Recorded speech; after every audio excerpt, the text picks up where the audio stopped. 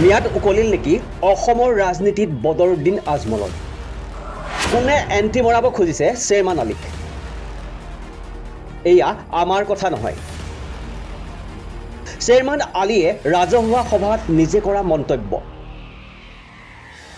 অখিল গগৈ আৰু লুৰিণজ্যোতি গগৈ কংগ্ৰেছে লেং মৰাৰ পিছতে ৰাজ্যৰ ৰাজনীতিত প্ৰভাৱ দেখুৱাবলৈ চেয়াৰমান আলীৰ নেগুৰত ধৰিলে নেকি অখিল গগৈয়ে কিমান ভাল পায় শুনক চেয়াৰমান আলীৰ মুখেৰে ইতিমধ্যে ৰাইজে বহুতে কৈ আছে যে আপুনি ৰাইজৰ দলৰ পৰা ইলেকশ্যন খেলক এনেকে বহুতে কৈ আছে যে অখিল গগৈ দলত যাওক মই এদিন অখিল গগৈক লগ কৰিব গলো যাওঁতে অখিলে সুধিছে মোক দেখি বিৰাট ভাল পাইছে কৈছে দাদা আমি ইনশাল্লাহ অহা বছৰ চৰকাৰত আহিম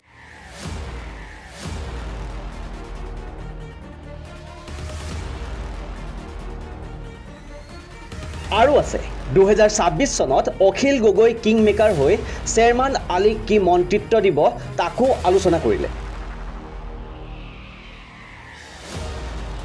এক প্ৰকাৰে ক'বলৈ গ'লে গছত কঁঠাল উঠত তেল 2026ত অখিল গগৈৰ লগত সমিল মিলেৰে চৰকাৰ গঠন কৰিলে কি মন্ত্ৰিত্ব ল'ব চেয়াৰমান আলীয়ে আপুনি মোৰ শিক্ষামন্ত্ৰী হ'ব লাগিব এডুকেশ্যন কৈছে নাই ভাই মই এডুকেশ্যন মিনিষ্টাৰ নহওঁ তেতিয়াহ'লে PWD মন্ত্ৰী হ'ব লাগিব আপুনিতো মন্ত্ৰী হ'বই লাগিব আমাৰ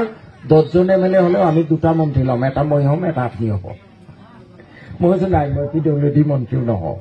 কিয় দাদা আপুনিতো মন্ত্ৰী হ'ব লাগিব কি মন্ত্ৰী লাগে আমি যদি দিয়ে যদি আল্লাহ তালাই মন্ত্ৰী হোৱাৰ হেৰি কৰে মোক 1 নম্বৰ লাগিব ৱাটাৰ ৰিচোৰ্চ নদীৰ কণ্ট্ৰলৰ কাৰণে 1 নম্বৰ 2 নম্বৰ যদি আৰু আপোনালোকে ভাবে যে 2টা মন্ত্ৰিত্ব চলাব পাৰিম তেতিয়াহ'লে মোক ৰেভিনিউ দিব তেওঁ দিছে কিয় বোলে এই যে যিটো নদীৰ ভাঙা এইটো মই কণ্ট্ৰল কৰিব এইটো মোৰ 1 নম্বৰ কাম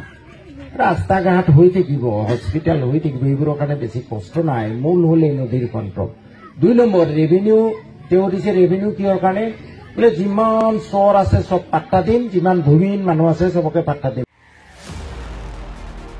শুনিলে এয়া আছিল চেয়াৰমান আলীৰ মন্তব্য 2026ত সমিল মিলেৰে চৰকাৰ গঠন কৰাৰ সপোন দেখিছে অখিল গগৈয়ে 2026ত চৰকাৰ গঠন কৰিব পাৰিলে অখিল গগৈয়ে ৰাজ্যৰ 5টা বিশেষ কাম কৰাৰ কথা ক'লে এনেকৈ আমি যদি সঁচাকৈ 2026ত চৰকাৰ গঠন কৰিব পাৰোঁ বা চৰকাৰ গঠনত সহযোগিতা কৰিব পাৰোঁ তেতিয়াহ'লে 5টা কাম আমি কৰিম 1 নম্বৰ 5 বছৰৰ ভিতৰতে অসমৰ সকলো পথাৰত পানী যোগান দি বছৰৰ সকলো সময়তে খেতি কৰাৰ ব্যৱস্থা কৰিম 2 নম্বৰ সকলো উৎপাদিত বস্তুৰ মিনিমাম ছাপৰ্ট প্ৰাইচ অতি কমেও মানে এটা দাম দিম 3 নম্বৰ আমাৰ ব্যৱসায়বিলাক অসমৰ স্থানীয় মানুহৰ হাতলৈ আমি আনিম যিবিলাক অসমত স্থায়ী বাসিন্দা তেওঁলোকৰ হাতলৈ আনিম 4 নম্বৰ অসমৰ প্ৰতিখন গাঁৱে গাঁৱে সৰু সুৰা ইণ্ডাষ্ট্ৰি ক্ষুদ্ৰ উদ্যোগ প্ৰতিষ্ঠা কৰি অসমৰ প্ৰত্যেকজন নাগৰিকক আমি কৰ্মসংস্থাপন দিম আৰু 5 নম্বৰ অসমক এখন পৰ্যটন ৰাজ্য ৰূপে গঢ়ি তুলি অসমৰ প্ৰত্যেকজন মানুহৰ পাৰ কেপিটা ইনকাম প্ৰত্যেকজন মানুহৰ গড় জনমূৰি আয় আজিৰ দিনটোত 1,20,000 টকা হৈ আছে সেইটো অতি কমেও আমি 10 লাখ টকালৈ আগবঢ়াই লৈ যাবৰ কাৰণে পাৰ কেপিটা ইনকাম 10 লাখ টকালৈ আগবঢ়াই লৈ যাবৰ কাৰণে আমি চেষ্টা কৰিম এতিয়া প্ৰশ্ন উত্থাপন হয় ৰাইজৰ দলৰ সভাপতি তথা শিৱসাগৰ সমষ্টিৰ বিধায়ক অখিল গগৈয়ে অসম গঢ়িব বিচাৰিছে চেয়াৰমান আলীক লগত লৈ আপুনিও আপোনাৰ মন্তব্য প্ৰকাশ কৰক news desk report DB news